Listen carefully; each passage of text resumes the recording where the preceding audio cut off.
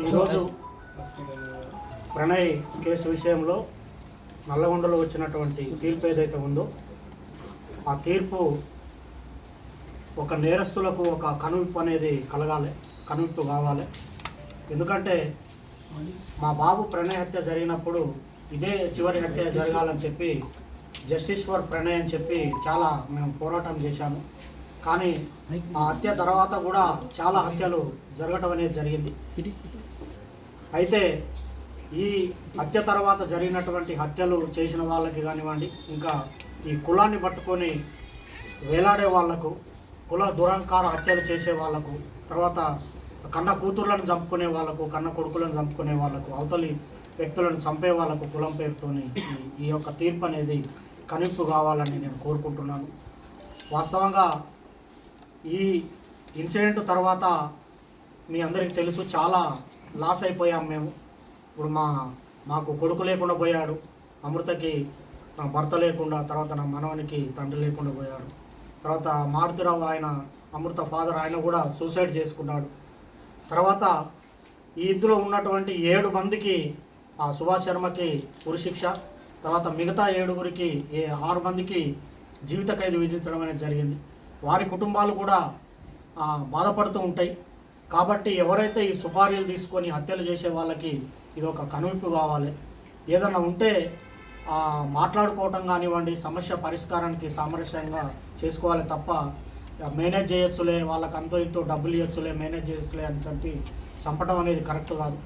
ఈ కేసు విషయంలో మమ్మల్ని కూడా అనేక రకమైనటువంటి ప్రలోభాలు పెట్టినప్పటికీ కూడా మేము ఎక్కడ లొంగకుండా న్యాయం జరగాలి, ఈ హత్యతోని మిగతా కుల హత్యలు ఆగిపోవాలని చెప్పి మేము పోరాటం అనేది చేయడం జరిగింది. 6.5 సంవత్సరాలు మేము ఎదురు చూసాం న్యాయం కోసం, మేము సాక్ష్యం చెప్పి. ఇందులో ముఖ్యమైనటువంటి పాత్ర పోషించినటువంటి అప్పటి డిఎస్పి శ్రీనివాస్ గారికి ప్రత్యేకమైన కృతజ్ఞతలు ఈ సందర్భంగా తెలియజేస్తూ ఉన్నాను. ఎందుకంటే సారు ఐఓగా చాలా గొప్పగా ఆ కేసును పకడ్బందీగా, చాలామంది మమ్మల్ని అన్నారు ఎందుకు కేసు లేట్ అవుతుంది, ఛార్జ్షీట్ లేట్ అవుతుంది, ఏదో జరుగుతుందని.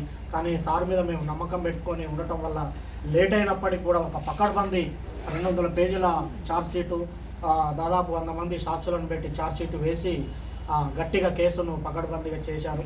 తర్వాత దానికి సహకరించినటువంటి ఎస్పీ రంగనాథ్ గారికి కూడా ఈ సందర్భంగా ప్రత్యేకమైన కృతజ్ఞతలు తెలియజేస్తూ ఉన్నాను.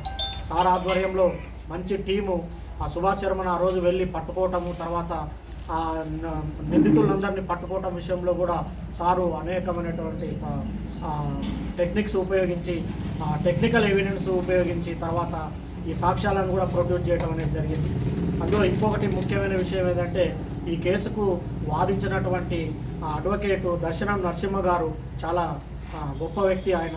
ఎందుకంటే ఆయన కూడా ఎలాంటి ప్రలోభాలకు లొంగకుండా ఒక న్యాయం అనేది జరగాలి, ఈ సొసైటీలో న్యాయం ఉండాలని చెప్పి ఆయన కూడా గట్టిగా ఎలాంటి ప్రలోభాలకు లోను కాకుండా ఆయన కూడా చివరి వరకు కూడా న్యాయం కోసం పోరాటం అనేది చేయటం జరిగింది.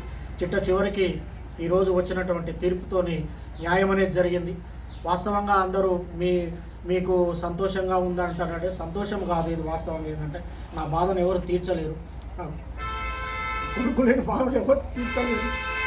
నేను ప్రతినిత్యం బాధపడుతూనే ఉన్నాం. ఎవరన్నా బయట బాబులు కనపడినప్పుడల్లా, మా బాడీ క్లాస్మేట్స్ కనిపించినప్పుడల్లా బాధ ఉంటుంది. కాబట్టి దయచేసి నేను చెప్పేది ఏంటంటే చంపుకోవటం అనేది కరెక్ట్ కాదు. ఇప్పుడు నా మనవడు ఉన్నాడు, మనవడిని కూడా మేము చూసుకోవాలి. మాకు ఎవరి మీద కోపాలు లేవు. మేము ఈ కేసు విషయంలో సాక్ష్యం చెప్పాము, మా బాధ్యత మేము నిర్వర్తించాం. కేవలం ఈ హత్యలు ఆగాలనే ఉద్దేశంతో చెప్పాము తప్ప వేరే మరొకటి కాదని సందర్భంగా నేను తెలియజేస్తున్నాను. న్యాయస్థానం కూడా కరెక్ట్ అయిన తీర్పిచ్చింది. ఈ సందర్భంగా చివరిగా నేను చెప్పేది ఒకటే, న్యాయం అనేది ఉంటుంది. పోలీసులు కానివ్వండి, చట్టం కానివ్వండి, న్యాయమూర్తులు కానివ్వండి, న్యాయవాదులు కానివ్వండి ప్రలోభాలకు లొంగుకారు.